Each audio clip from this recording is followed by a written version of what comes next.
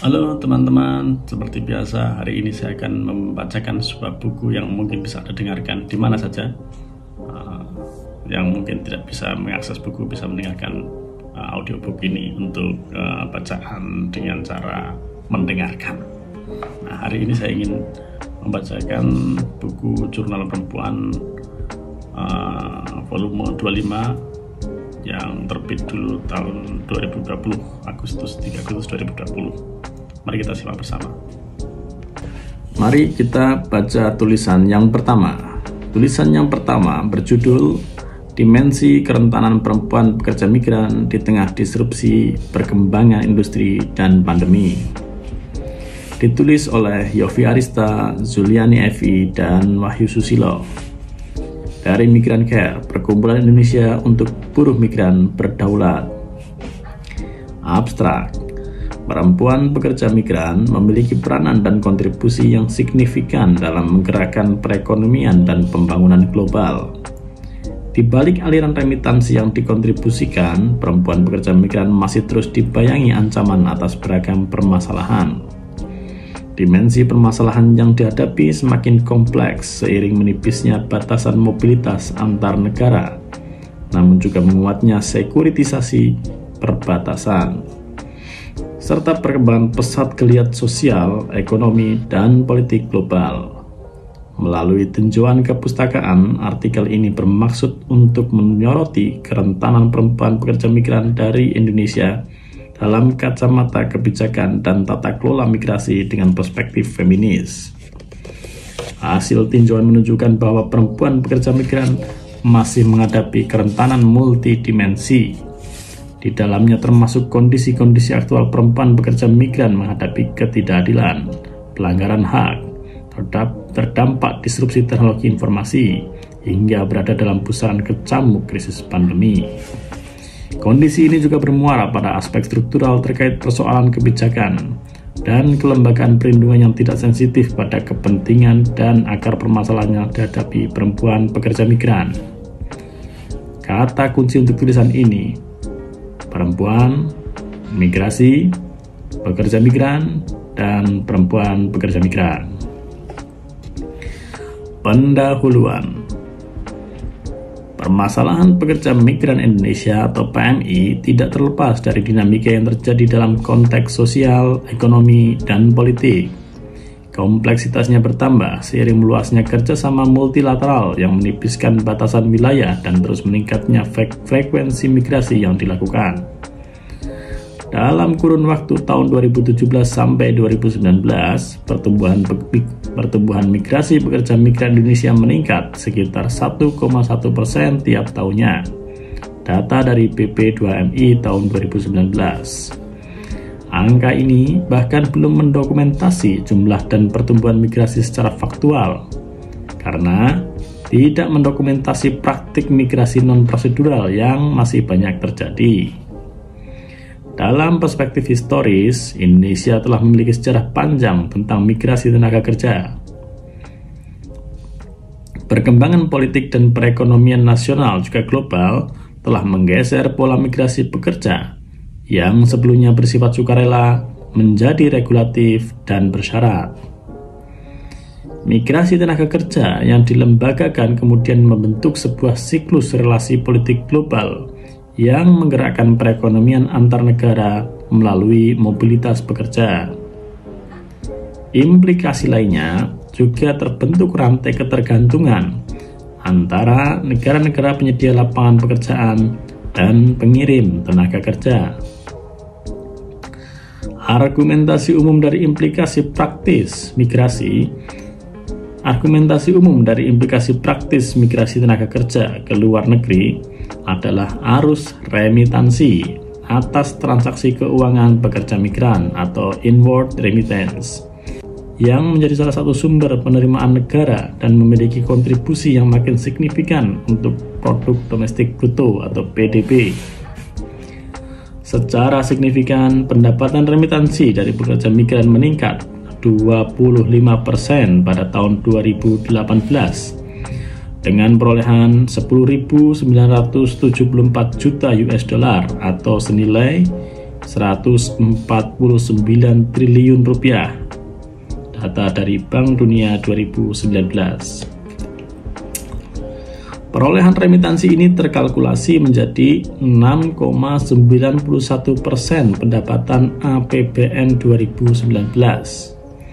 Dalam World Migration Report 2020 yang diterbitkan IOM pada akhir tahun 2019, Indonesia masuk dalam kategori 10 besar negara Asia penerima remitansi dari pekerja migrannya.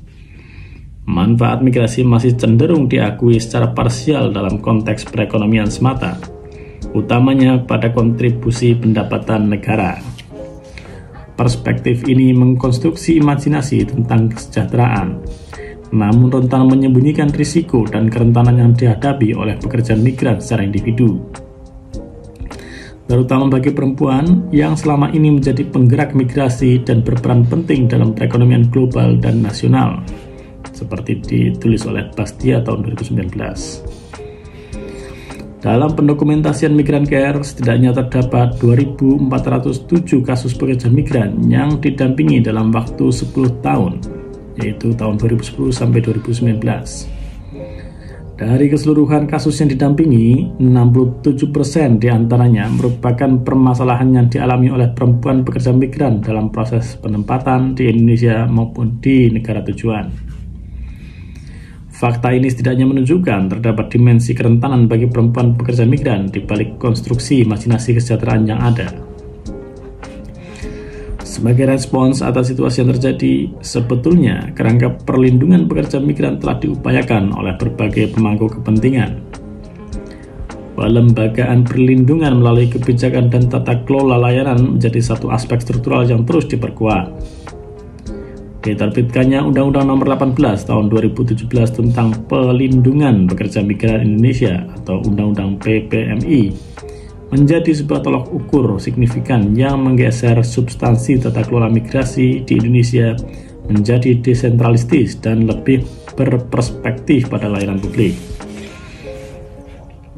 Di dalam Undang-Undang PPMI diakui basis-basis perlindungan terhadap pekerja migran yang lebih berperspektif hak, sehingga kehadiran Undang-Undang PPMI sebagai landasan legal yang mereformasi tata kelola migrasi serta mengurai kerentanan pekerja migran yang mayoritas perempuan atas berbagai permasalahan yang beririsan dengan pelanggaran hak.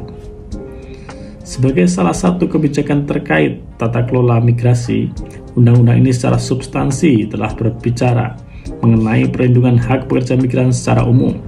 Namun demikian, pengalaman perempuan pekerja migran belum terakomodasi secara baik di dalamnya.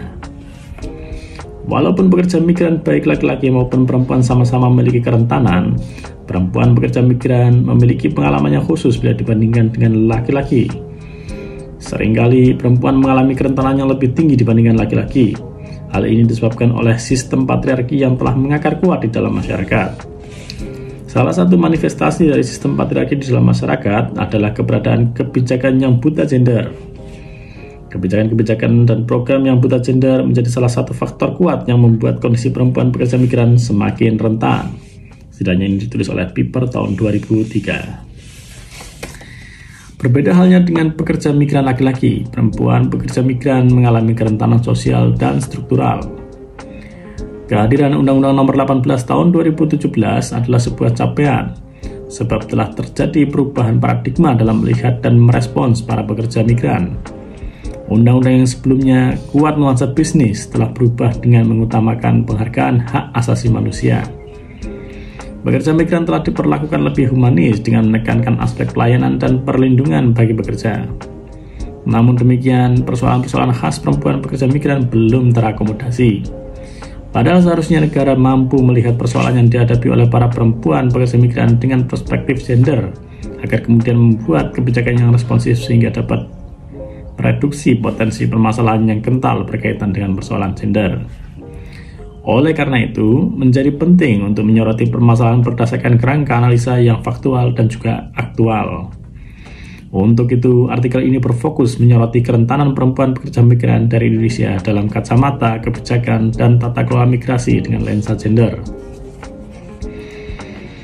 Artikel ini disusun berdasar kajian kepustakaan yang telah dilakukan untuk mengidentifikasi area riset utama. Kumpulan data dan informasi yang menyampaikan analisa situasi dan dinamika aspek sosial dan struktural. Hasil riset dan kajian tentang kondisi kerentanan perempuan pekerja migran dari Indonesia. Data dan kajian tentang tanggapan pemangku kepentingan dan kebijakan yang merespon situasi kerentanan perempuan pekerja migran. Artikel ini kemudian mengelaborasi situasi dan kondisi kerentanan aktual yang dihadapi oleh perempuan pekerja migran. Pekerja migran perempuan, wajah migrasi tenaga kerja Indonesia. Demokrasi migrasi global didominasi oleh perempuan. Peranan perempuan yang signifikan dalam migrasi telah berpengaruh besar dalam pertumbuhan ekonomi global dan nasional. Ditulis oleh Bastia tahun 2019. Kondisi ini relevan dengan pendokumentasian PP2MI atau Badan Perlindungan Pekerja Migran Indonesia dalam 7 tahun terakhir yang menunjukkan proporsi terpilah penempatan pekerja migran perempuan lebih besar dibandingkan pekerja migran laki-laki. Tren pertumbuhan jumlah perempuan pekerja migran pada tiap tahunnya juga cenderung meningkat, berkontradiksi dengan jumlah pekerja laki-laki. Situasi ini memicu migrasi tenaga kerja menjadi terfeminisasi atau feminisasi migrasi. Karena demokrasi tenaga kerja mayoritas diisi perempuan dengan kondisi-kondisi yang diasosiasikan atau melekat dengan peran perempuan.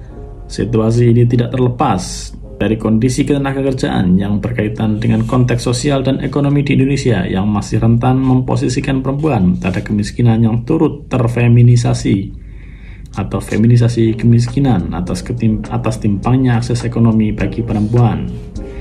Meski Bank Dunia tahun 2017 menyatakan bahwa sebagian besar pekerja migran Indonesia berasal dari wilayah miskin, namun kemiskinan realitasnya tidak menjadi faktor tunggal yang mendorong keputusan seseorang, utamanya perempuan, untuk bermigrasi. Dalam catatan sejarah misalnya, migrasi tenaga kerja di Indonesia sudah berlangsung secara swadaya dengan keterikatan kultural yang kuat, jauh sebelum diatur sebagai ranah tata kelola negara oleh pemerintah. Pola migrasi ini memicu migrasi tenaga kerja melalui keterikatan relasi kekerabatan berbasis komunitas. Beberapa komunitas migrasi kultural yang kuat diantaranya berkembang di komunitas Madura, Bugis, Bajau, Padang, Minangkabau, Banjar, Bawean, Sasak, dan Flores. Signifikansi pengaruh keterikatan kultural ini juga terlihat jika meninjau preferensi tinggi pekerja migran Indonesia untuk bekerja di Malaysia karena aspek budaya yang dianggap tidak terlalu berbeda, seperti ditulis oleh Rofik tahun 2015. Selain relasi kultural berbasis komunitas, migrasi juga dapat dipicu oleh kondisi sosial yang mengkonstruksi peran individu dalam sebuah struktur keluarga. Keberadaan aktif perempuan dalam demografi ketenagakerjaan kerap tidak didorong oleh motif profit dan kompetisi atas dirinya sendiri, melainkan atas konsepsi keluarga, local responsibility, dan care, seperti ditulis oleh Sucipto tahun 2017. Pilihan perempuan pekerja migran untuk bekerja di luar negeri tidak terlepas dari konteks sosial. Banyak di antara mereka memilih menjadi pekerja migran demi kepentingan keluarga. Piper tahun 2008 menyatakan bahwa migrasi yang dilakukan oleh para perempuan dari negara berkembang merupakan bagian dari yang tidak terpisahkan dari strategi untuk memastikan sumber pencaharian bagi keluarga. Pilihan perempuan melakukan migrasi berkait erat dengan konsep feminisasi migrasi. Jumlah perempuan yang terlibat dalam migrasi tenaga kerja amat banyak, yaitu 68%. Sedangkan laki-laki 32%, data dari PP2MI tahun 2019. Namun perempuan berada pada kondisi yang amat rentan atas situasi kerja yang eksploitatif. Sedari awal mereka berada pada posisi dengan daya tawar yang rendah dan pilihan kerja yang terbatas. Mayoritasnya bekerja sebagai pekerja rumah tangga. Hal ini menggambarkan pola feminisasi migrasi yang dipaparkan oleh Piper tahun 2003. Ia melihat bahwa migrasi internasional sebenarnya telah tergenderisasi.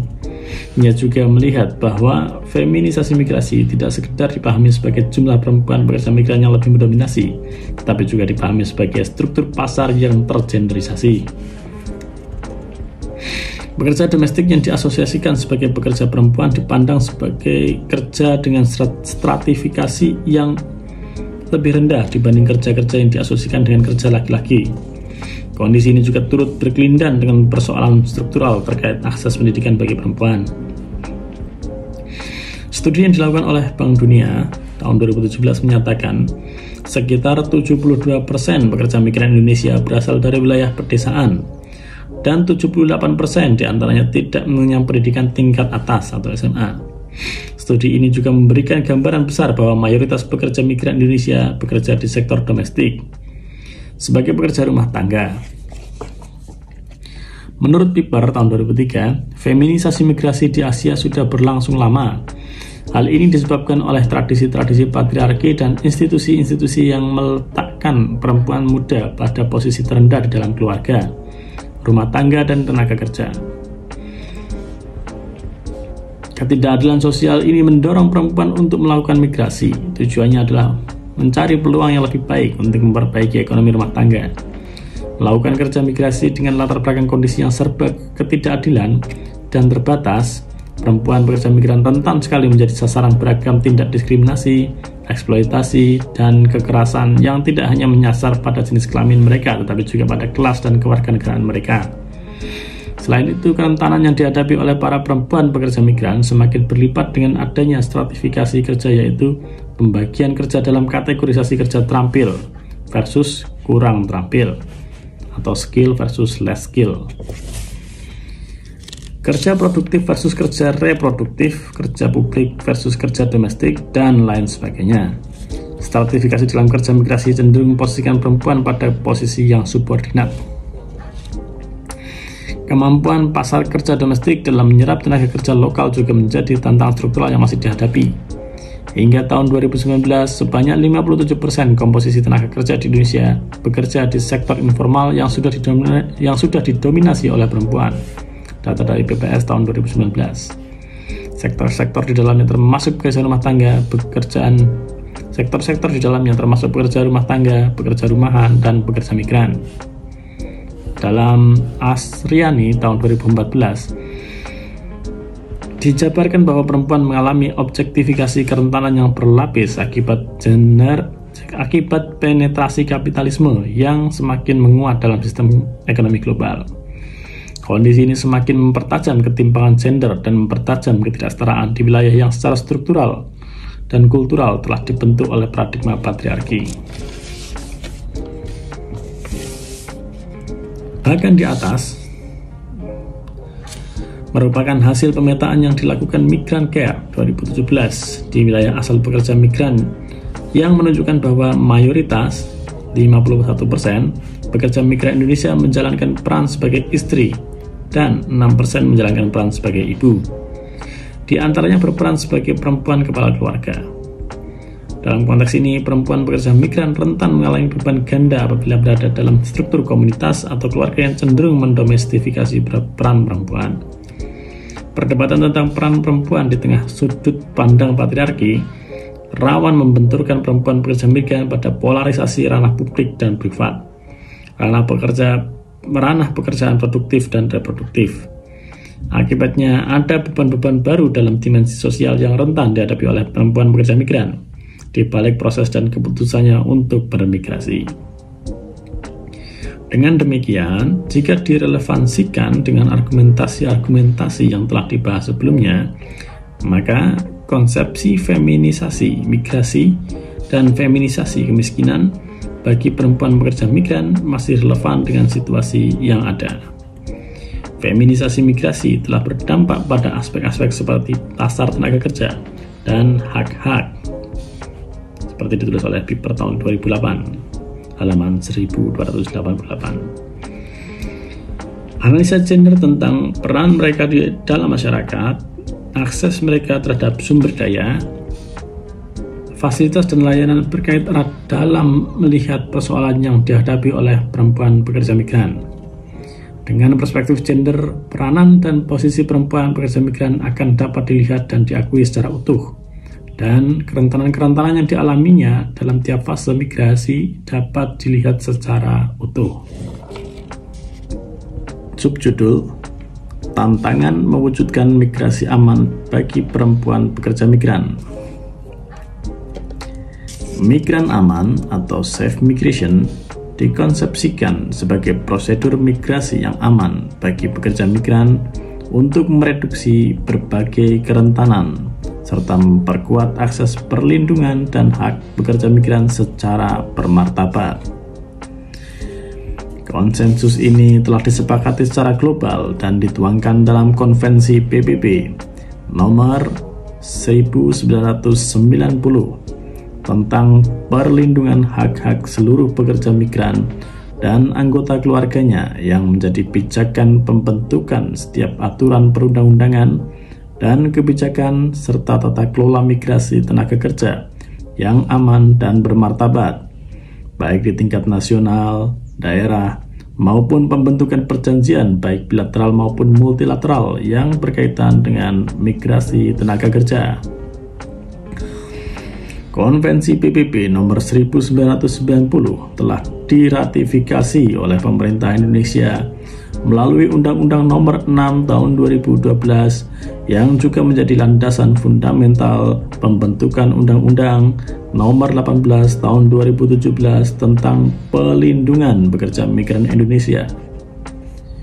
Namun, di balik wacana global dan konstelasi kebijakan nasional mewujudkan migrasi aman bagi pekerja migran, terdapat berbagai realitas tentang manifestasi corak-corak permasalahan lama sebagai kerentanan aktual perempuan pekerja migran. Hal ini disebabkan oleh ketidakmampuan negara menjamin hak-hak perempuan pekerja migran atas keselamatan fisik dan kesehatan mental mereka sebagai pekerja. Tanpa lensa gender yang mengenali persoalan-persoalan khas perempuan migran, negara gagal mengakomodasi kebutuhan perempuan pekerja migran, baik dalam bentuk produk kebijakan dan program-program layanan sebagaimana yang dibutuhkan oleh perempuan pekerja migran. Pengabaian terhadap feminisasi migrasi menyebabkan minimnya kebijakan-kebijakan yang relevan dan kesadaran publik untuk memberikan proteksi memadai bagi perempuan pekerja migran. Akibatnya, masih banyak kita temui persoalan pekerja migran terlanggar haknya sebagai seorang manusia, sebagai seorang pekerja, dan sebagai seorang perempuan. Data-data penelitian yang ada menunjukkan bahwa para pekerja migran perempuan masih mengalami kesewenang-wenangan dalam kerja, kekerasan, ketidakadilan, dan persoalan lainnya. Jaminan atas kerja layak dan aman juga belum terwujud. Subjudul: Corak lama permasalahan migrasi. Perkembangan industri global yang memunculkan ragam sektor pekerjaan dengan keterampilan yang spesifik tidak serta-merta melepaskan pekerja migran perempuan dari berbagai persoalan. Upaya mewujudkan migrasi aman bagi pekerja migran masih terkendala dalam beragam kondisi permasalahan yang berkaitan dengan minimnya jaminan perlindungan atas situasi kerja yang layak. Konsepsi kerja layak dipromosikan secara umum oleh ILO dalam 5 elemen yang harus dibentuk dalam kondisi kerja, meliputi upah yang layak, 2. Keamanan di tempat kerja, 3. Prospek baik untuk pengembangan diri pekerja dan integrasi sosial, 4. Kebebasan untuk mengekspresikan dan mengelola keputusan yang berdampak pada diri pekerja itu sendiri, 5. Kesetaraan peluang dan perlakuan antar pekerja perempuan dan laki-laki, seperti dikutip oleh ILO 2018. Namun bila disandingkan dengan realitasnya, wacana mewujudkan kerja layak bagi perempuan pekerja migran masih belum terimplementasi dengan baik. Pertumbuhan lapangan kerja pada bidang jasa di Asia berkontribusi dalam peningkatan feminisasi migrasi. Perempuan banyak bekerja pada sektor domestik, sementara pekerja dari sektor ini adalah kelompok kerja yang paling rentan mengalami pelanggaran HAM. Pekerja pada sektor ini lebih besar mengalami kerentanan daripada pekerja bidang lain karena faktor-faktor seperti status perempuan pekerja migran yang marginal di pasar tenaga kerja, dan secara sosial, kerja mereka di sektor domestik tidak diakui sebagai profesi atau kerja. Seperti dikutip oleh Piper tahun 2003 halaman 727. Tidak adanya pengakuan dan penghargaan atas kerja domestik ini berakar dari tradisi pembagian kerja yang patriarkal, di mana perempuan diidentikan dengan kerja-kerja perawatan atau kerja reproduksi, dan kerja-kerja tersebut dimaknai sebagai kerja yang lebih rendah. Dalam stratifikasi kerja domestik kemudian dianggap sebagai kerja-kerja subordinat yang tidak membutuhkan keterampilan sehingga tidak termasuk sebagai profesi formal. Rendahnya penghargaan dan pengakuan terhadap kerja domestik membuat perempuan pekerja migran yang mayoritasnya bekerja di bidang ini semakin rentan karena kurang pengakuan dan perlindungan dari masyarakat dan negara atas kerja mereka sebagai profesi. Merujuk pendokumentasian Migrancare tahun 2019, terpetakan sektor pekerjaan pekerja migran dengan frekuensi permasalahan paling masif, seperti ditampilkan dalam tabel 1. Apabila dicermati, sektor-sektor pekerjaan di atas merupakan sektor di mana perempuan pekerja migran berada. Data terpilah Migrancare dalam rentang 1 tahun, yaitu tahun 2019, juga menunjukkan sebanyak 81% kasus yang didampingi adalah kasus yang dihadapi perempuan pekerja migran. Dilihat dalam perspektif analisa gender, kondisi ini memperlihatkan perkembangan situasi migrasi global masih diwarnai ketimpangan yang memicu kondisi kerja yang opresif dan bersifat eksploitatif terhadap perempuan. Meski di satu sisi perempuan sama halnya dengan laki-laki yang mengalami kerentanan atas kondisi migrasi yang tidak aman, namun secara spesifik perempuan mengalami kedalaman risiko dan diskriminasi berbasis gender yang berbeda dengan potensi kerentanan yang dihadapi oleh laki-laki, seperti ditulis oleh Asriani tahun 2014. Di sisi lain, kegagalan struktural dalam menjamin akses perlindungan yang memadai juga menghadapkan perempuan pekerja migran pada berbagai permasalahan yang berada pada dimensi pelanggaran hak pekerja, bahkan hak asasi manusia.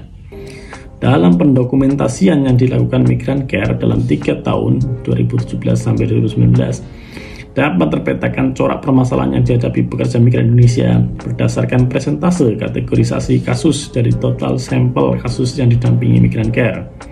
Tahun 2017 297 kasus, tahun 2018 1.178 kasus, dan tahun 2019 159 kasus.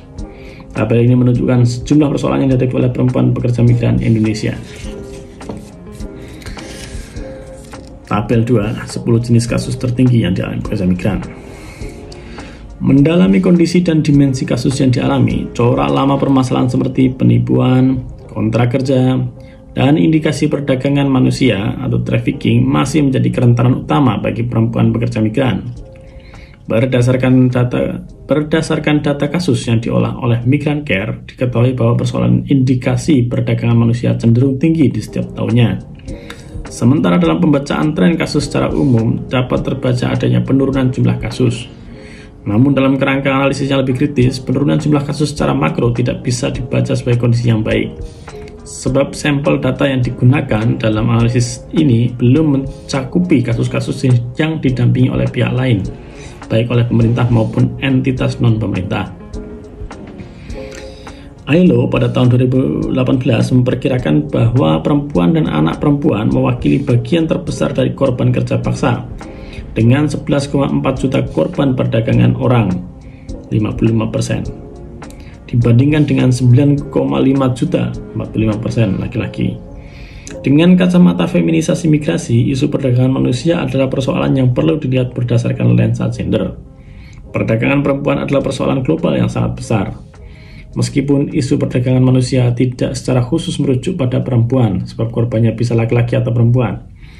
Sebagian besar kasus perdagangan manusia melibatkan perempuan dan anak yang ditargetkan untuk mengisi bisnis prostitusi.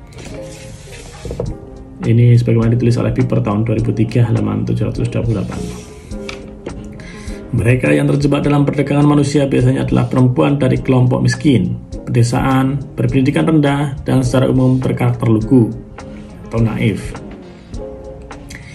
Kompleksitas dalam pengalaman migrasi perempuan cenderung diabaikan. Padahal pengalaman-pengalaman ini perlu dikenali dan dipahami sehingga kebijakan yang dihadirkan dapat mengakomodasi kebutuhan perlindungan bagi para perempuan pekerja migran. Tidak dikenali dan tidak diakomodasinya pengalaman dan kerentanan perempuan migran dalam kebijakan dan implementasinya akhirnya menyebabkan keberulangan kasus. Persoalan-persoalan yang dihadapi perempuan pekerja migran sebagaimana dipaparkan dalam tabel di atas berkait erat juga dengan persoalan praktik migrasi non-prosedural. Sebagaimana yang dijelaskan oleh Cashless et al. Tahun 2012, migrasi irregular atau non-prosedural sering memunculkan risiko tinggi dan eksploitasi terhadap migran yang juga berisiko merusak manfaat pembangunan. Pada banyak kasus, migrasi non-prosedural tidak menjadi peluang bagi pekerja migran untuk dapat memilih dengan posisi negosiasi yang baik. Para pekerja migran non-prosedural cenderung terjerat dalam situasi kerja yang berbahaya, merendahkan dan sewenang-wenang. Perempuan menjadi rentan secara struktural sebab negara gagal memberikan perlindungan hukum dan menjadi rentan secara sosial sebab mereka berada dalam kondisi sosial diskriminatif terhadap perempuan. Dalam konteks ini, paradigma patriarki kembali menjadi ruang yang rentan membelenggu perempuan pekerja migran sebagai objek eksploitasi, seperti ditulis oleh Asriani tahun 2014. Dalam migrasi non-prosedural, pekerja migran akan rentan tidak memiliki dokumen yang valid secara hukum. Pada banyak kasus, di dalamnya terdapat praktik pemalsuan identitas atau informasi. Tinggal menetap melampaui batas izin tinggal atau melanggar ketentuan resmi pada satu yurisdiksi teritori. Pada situasi ini, pekerja migran kerap disematkan pelabelan ilegal. Sementara perspektif hak asasi manusia, tidak boleh ada diskriminasi perlakuan pada pekerja migran berdasar status keimigrasiannya. Mereka adalah korban dari tata kelola migrasi tenaga kerja yang berbiaya tinggi dan mekanisme perekrutan yang bersekutu dengan praktik pungli dan korupsi. Alasannya adalah sebagai berikut. Pertama, paradigma kebijakan lama yang mengkapitalisasi tata kelola migrasi sangat rentan mengkonstruksi pusaran objektifikasi bagi pekerja migran untuk menjadi sasaran praktik pungli, pemerasan, dan penipuan, seperti ditulis oleh Hidayah et al. 2015. Situasi ini didorong peranan signifikan calo atau sponsor sebagai pihak yang memberikan informasi kepada calon pekerja migran dalam fase pra-pemberangkatan. Peranan calo atau sponsor yang cenderung tanpa kontrol sangat lekat dengan praktik disinformasi dan manipulasi terhadap calon pekerja migran, seperti ditulis oleh Migran Care tahun 2017. Kedua, berkaitan praktik korupsi dan pungli dalam tata kelola migrasi juga berkontribusi mempertajam kemiskinan dalam struktur sosial masyarakat. Salah satu realitasnya terjadi di Provinsi Nusa Tenggara Timur, NTT, yang menunjukkan adanya keterkaitan erat antara kemiskinan dengan birokrasi yang koruptif, termasuk dalam tata kelola migrasi yang kemudian menipiskan batas antara migrasi tenaga kerja dan perdagangan manusia melalui jalur-jalur migrasi non-prosedural.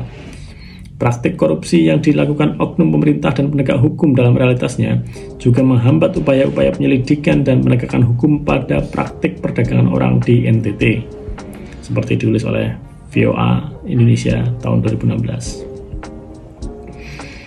Situasi di atas tidaknya menjadi realitas kondisi sosial dan struktural yang memperluas frekuensi migrasi non-prosedural. Dalam analisis dampak, kondisi ini berpotensi menumbuhkan populasi dalam demokrasi pekerja migran yang tidak berdokumen.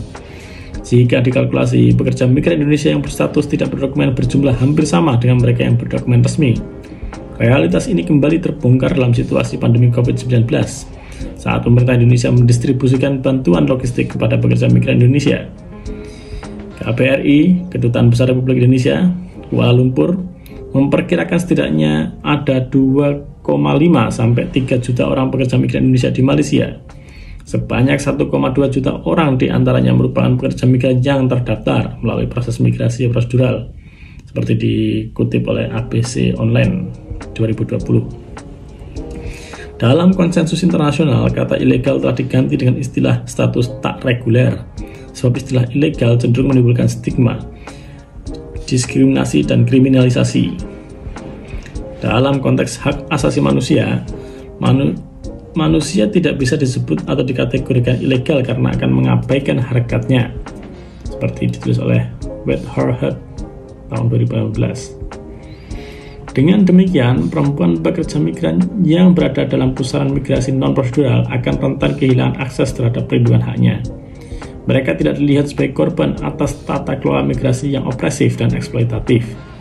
Di sisi lain, dimensi kerentanan perempuan pekerja migran pada praktik migrasi non-prosedural juga kental dengan pembebanan biaya migrasi yang tinggi. Pada banyak kasus penipuan dalam proses migrasi, pekerja migran menjadi objek eksploitasi finansial atas tingginya biaya migrasi akibat manipulasi dan proses migrasi yang rumit. Kondisi ini rentan menjebak perempuan pekerja migran lingkaran kemiskinan migrasi berulang. Karena manfaat finansial yang didapatkan terbebani oleh pembiayaan migrasi, seperti ditulis oleh Hidayah et al. Tahun 2015. Fenomena migrasi berulang juga kerap dipicu oleh pengelolaan remitansi finansial yang cenderung konsumtif, sehingga kembali bermigrasi menjadi jalan keluar untuk mencari sumber daya finansial, seperti ditulis oleh Dewi tahun 2017. Pusaran migrasi non-prosedural yang kian meluas pada dimensi kerentanan perempuan pekerja migran juga dipicu atas kegagalan struktural kebijakan perlindungan dalam mereduksi kerentanan pekerja migran. Keberadaan Undang-Undang Nomor 18 Tahun 2017 tentang Pelindungan Pekerja Migran Indonesia atau Undang-Undang PPMI yang menggeser paradigma tata kelola migrasi menjadi lebih desentralistis dan berorientasi layanan publik nyatanya masih terkendala pada tataran implementasi. Secara konstelatif, kebijakan ini menggantikan landasan tata kelola migrasi sebelumnya, yaitu Undang-Undang Nomor 39 Tahun 2004 tentang penempatan dan perlindungan tenaga kerja Indonesia di luar negeri. Paradigma yang dibangun kebijakan lama ini telah bercokol mengkonstruksi perspektif bisnis dan monopoli penempatan pekerja migran secara sistemik, melembagakan ruang-ruang eksploitasi terhadap perempuan pekerja migran. Pada tataran teknis, wacana Undang-Undang PPMI untuk mereformasi tata kelola migrasi masih terkendala hambatan struktural terkait implementasi dan operasionalisasi kebijakan. Paradigma baru tata kelola migrasi tenaga kerja yang bergeser menjadi desentralistis juga menguji respons dan komitmen para pihak, utamanya di tingkat daerah, untuk terlibat dalam agenda perlindungan pekerja migran.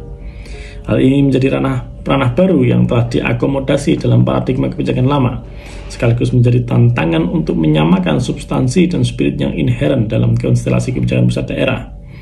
Melihat realitas kerentanan spesifik yang membayangi perempuan pekerja migran, kebijakan migrasi seharusnya juga mengakui dan mengakomodasi agenda perlindungan spesifik terhadap perempuan pekerja migran. Di dalamnya juga termasuk konektivitas dengan kebijakan lain yang menaungi dimensi spesifik kerentanan perempuan pekerja migran. Misalnya, pada kebijakan penanggulangan tindak pidana perdagangan orang, sebab seperti telah dipaparkan sebelumnya, dalam perspektif feminisasi migrasi, isu perdagangan manusia sangat beririsan dengan tata kelola migrasi. Oleh sebab itu, persoalan-persoalan khas perempuan pekerja migran seharusnya direspons secara sinergis antar instansi. Kebijakan migrasi berperan besar dalam membentuk arus dan pola migrasi. Arus migrasi ini adalah arus yang dikondisikan dan distrukturisasi tidak hanya dalam paradigma ekonomi global, melainkan oleh hubungan historis, lingkungan sosial politik, dan kebijakan migrasi, seperti ditulis oleh Sucipto tahun 2017. Dalam konteks migrasi, persoalan perlindungan pekerja migran selain masuk dalam domain hukum ketenagakerjaan, seharusnya isu ini juga menjadi domain dari kebijakan politik luar negeri atau diplomasi Indonesia. Pertimbangan ini yang kemudian memastikan relasi atau keterkaitan antara negara pengirim dan menerima tenaga kerja yang memiliki hubungan historis dan relasi kepentingan politik, seperti ditulis oleh Hidayah et al. Tahun 2015. Sehingga apabila dipetakan pada yurisdiksi kebijakan, kontekstualitas kebijakan migrasi juga harus mencakupi situasi dan peranan para pihak pada seluruh tahapan migrasi atau wilayah asal, negara tujuan atau wilayah transit kembali ke wilayah asal.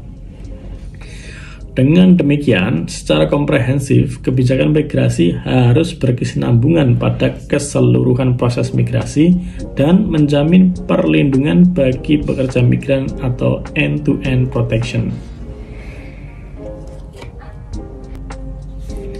Subjudul: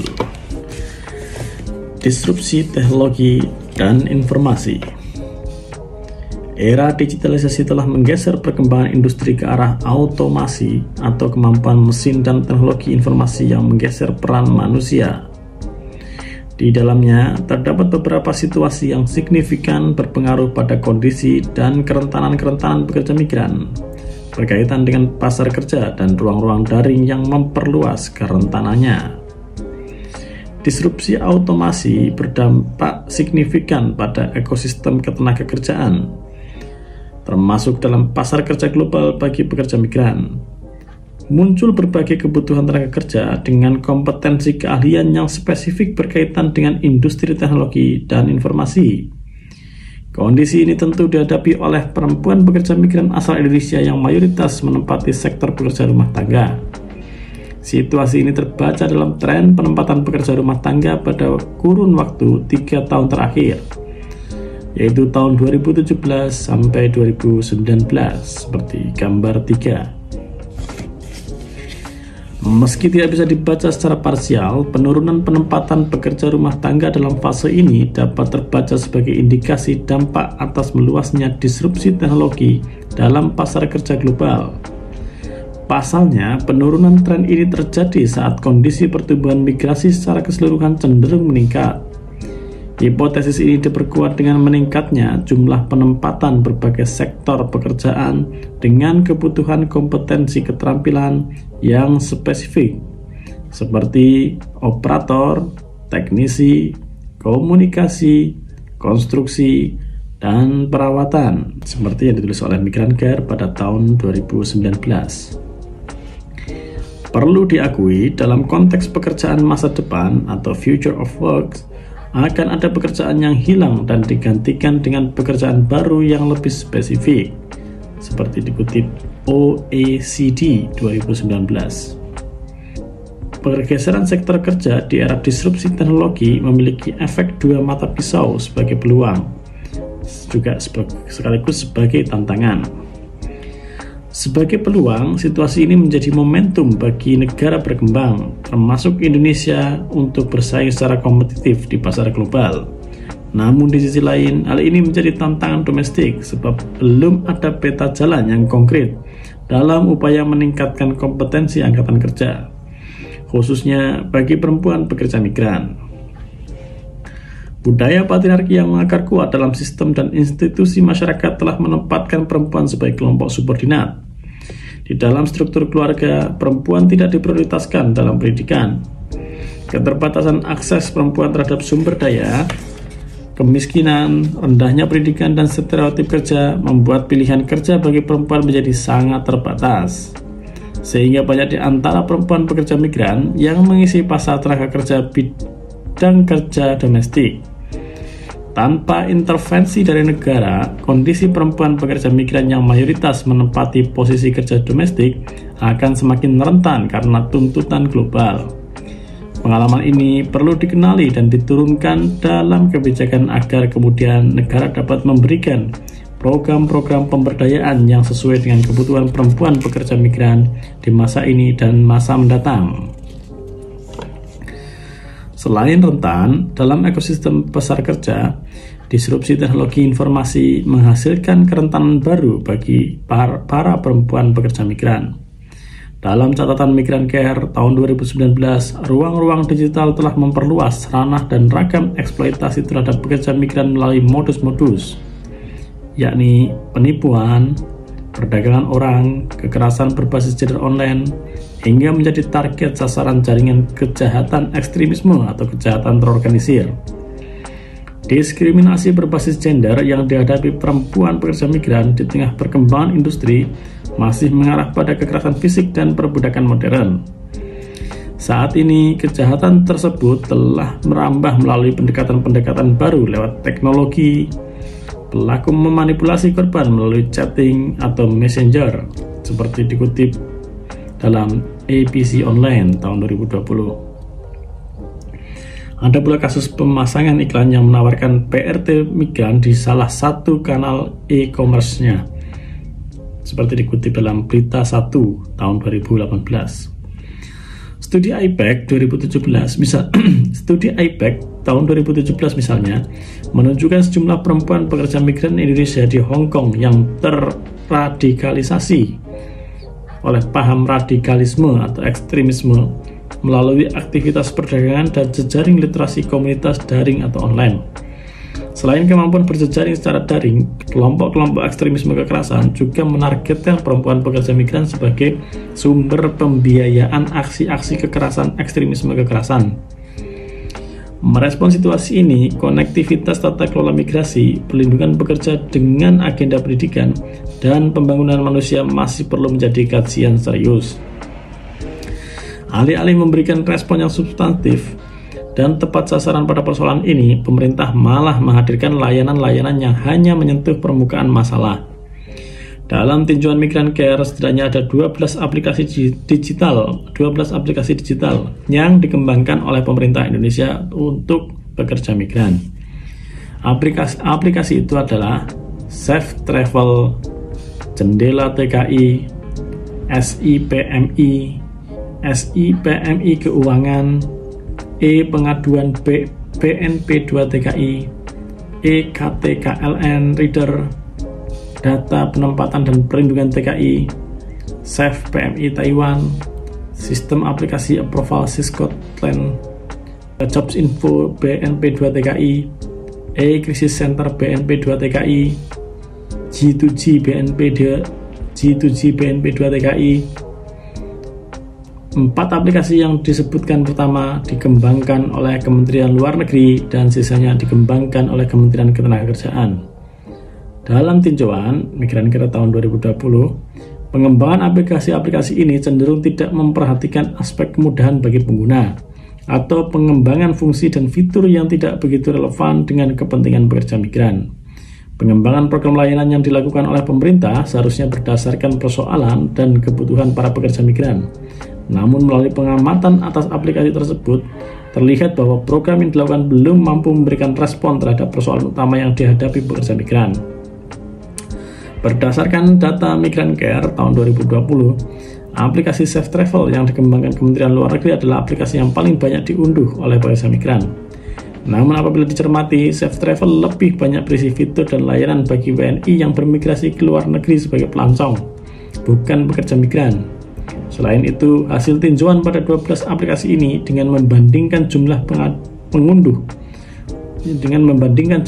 aplikasi dengan mengambil sampel jumlah mobilitas pekerja migran tahun 2019, yaitu 266.600 orang, menunjukkan bahwa jumlah pengunduh berada pada kisaran 0-19% dari sampel Migran Care tahun 2020. Artinya, keberadaan aplikasi-aplikasi ini belum diketahui atau belum diakses secara efektif oleh pekerja migran. Intervensi layanan publik berbasis aplikasi digital menjadi harapan untuk membuat birokrasi yang sederhana, yang mendekatkan akses pekerja migran terhadap informasi dan layanan.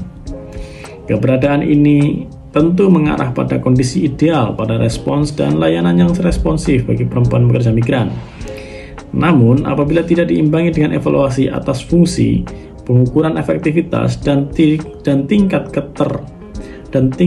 keteraksesannya pada pekerja migran sebagai subjek layanan, hal ini dapat menjadi wujud kegagalan dalam pengembangan layanan publik serta akuntabilitas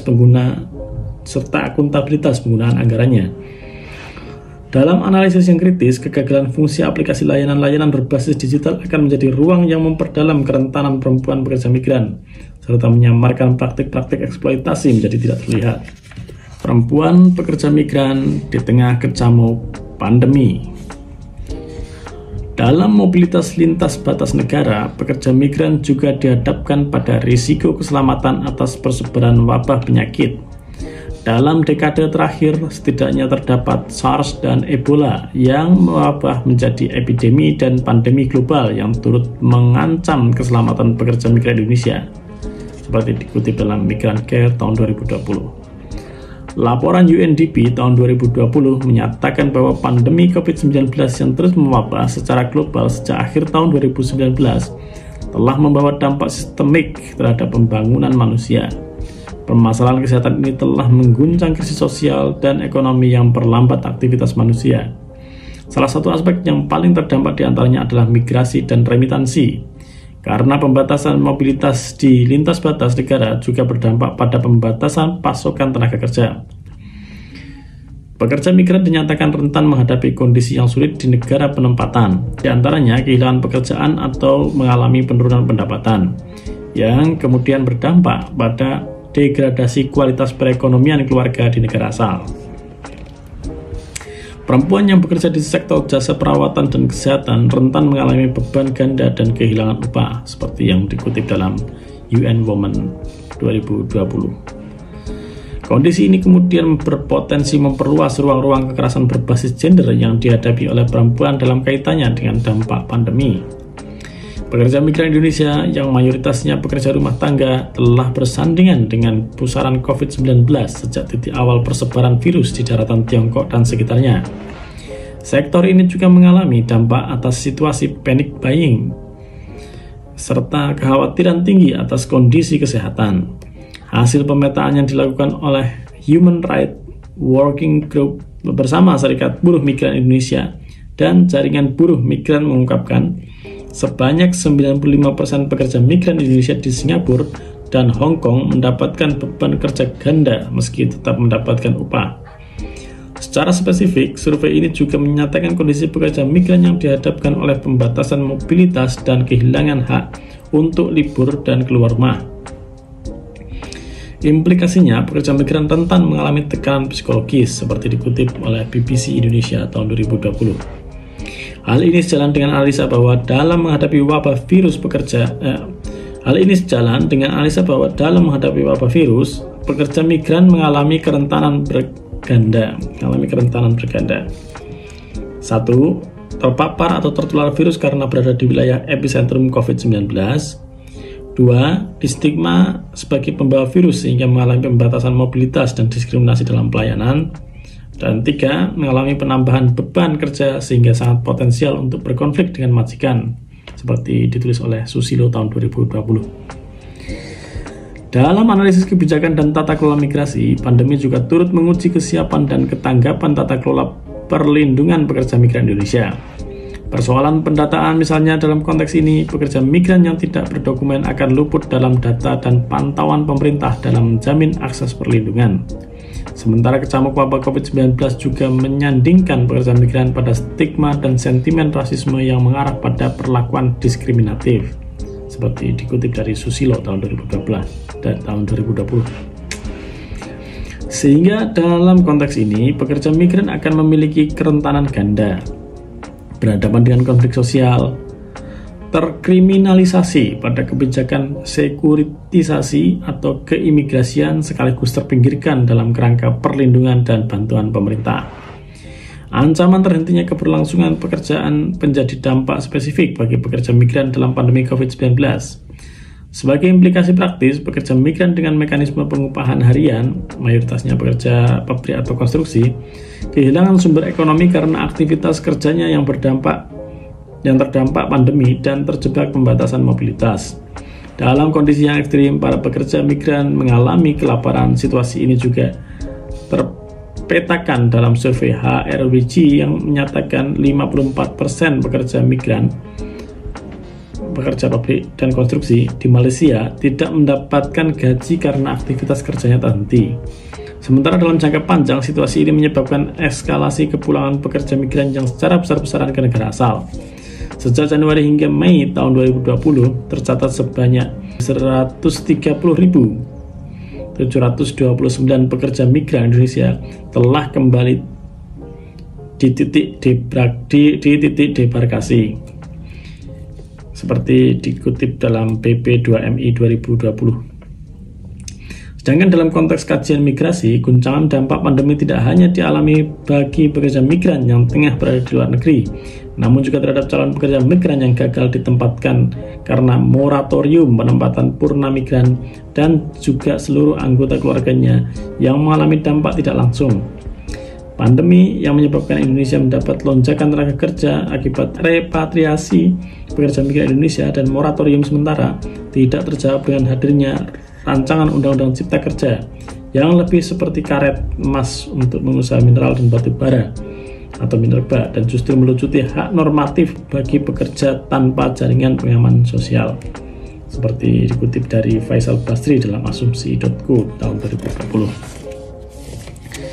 Sementara pada aspek penegakan hukum terhadap kasus-kasus pekerja migran, situasi COVID-19 berdampak pada terhentinya proses peradilan dan penyidikan kasus.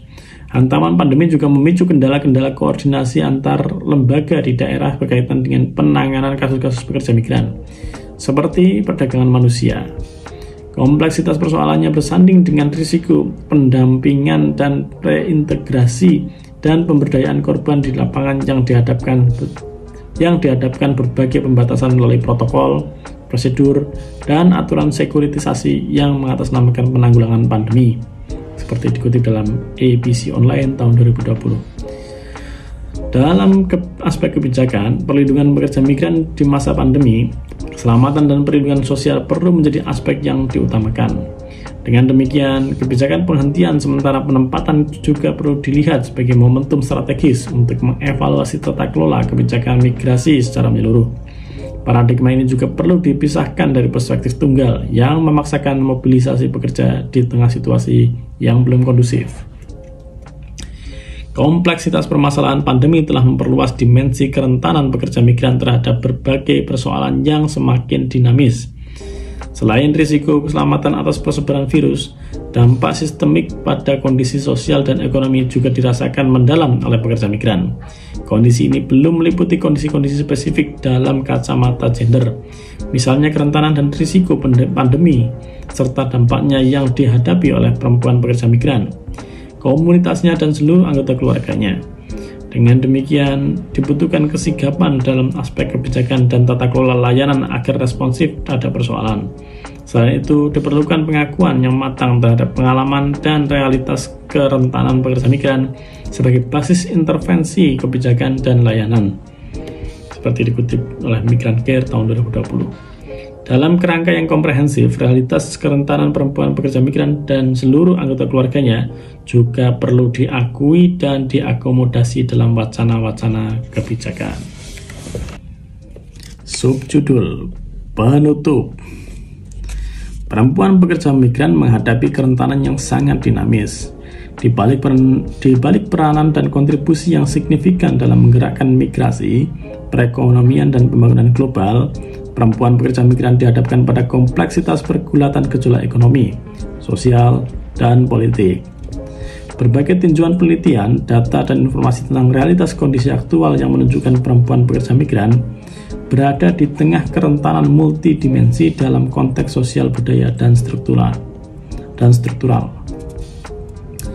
Melingkupi aspek sosial budaya, kerentanan aktual perempuan pekerja migran berkaitan dengan posisi perempuan pekerja migran di tengah kondisi-kondisi ketidakadilan, paradigma patriarki, pusaran migrasi non-prosedural dan pelanggaran hak, disrupsi teknologi informasi, hingga kecamuk krisis dampak pandemi.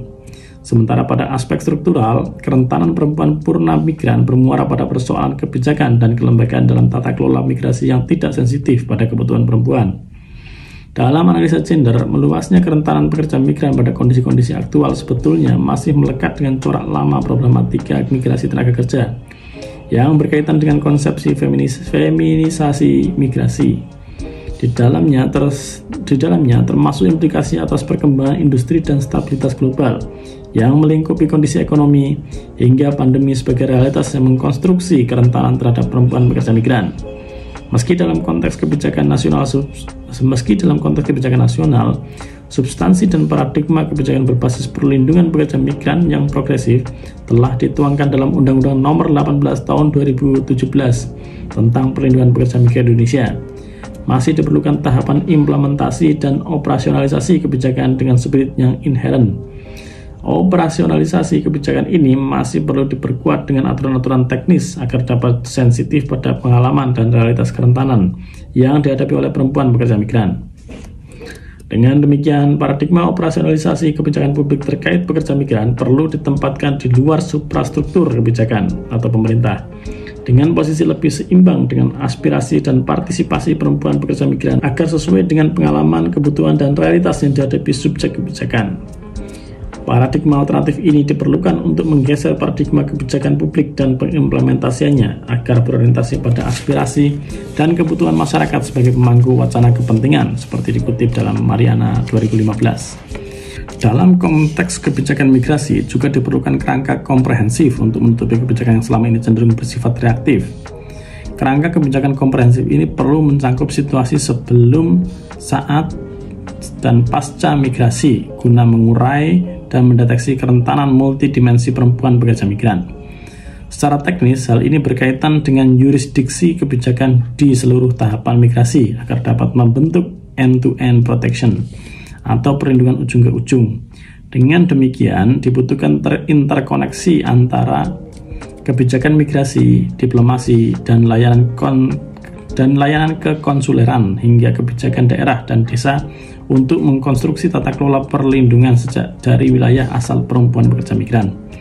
Dalam rangka mengurai akar kerentanan perempuan pekerja migran yang juga berkelindan, maka konektivitas kebijakan migrasi juga perlu terintegrasi dengan wacana kepentingan publik setidaknya pada agenda pembangunan, pendidikan, perlindungan sosial, kesehatan, partisipasi politik, serta kebijakan-kebijakan spesifik lainnya yang menaungi dimensi kerentanan perempuan pekerja migran, seperti pemberantasan tindak pidana perdagangan orang.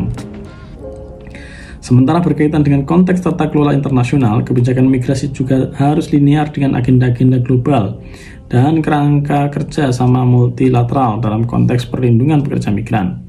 Hal ini penting untuk membuka forum bertemunya pemangku kepentingan, perwakilan negara asal dan penerima. Kita berlanjut ke judul selanjutnya.